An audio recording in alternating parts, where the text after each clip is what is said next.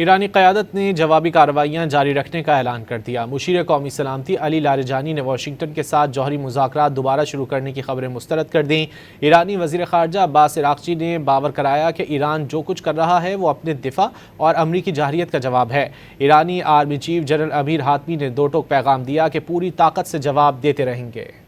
ईरानी क़यादत अमरीकी और इसराइली हमलों के खिलाफ डट गई। कौमी सलामती कौंसिल के सेक्रेटरी अली लारिजानी ने वाशिंगटन के साथ जौहरी मुज़ाकरात दोबारा शुरू करने की खबरें मुस्तरद कर दी। ईरानी वज़ीर ख़ारजा अब्बास इराक़ची ने कहा कि अमरीका ने मुज़ाकरात के दौरान हमला किया। अब ईरान जो कुछ कर रहा है वो अपना दिफा और अमरीकी जारियत का जवाब है। What we are doing is in fact an act of self-defense and retaliation to the American aggression against us. We are not attacking our brothers in the in the Persian Gulf. We are not attacking our neighbors, but we are attacking American targets. And this is obvious.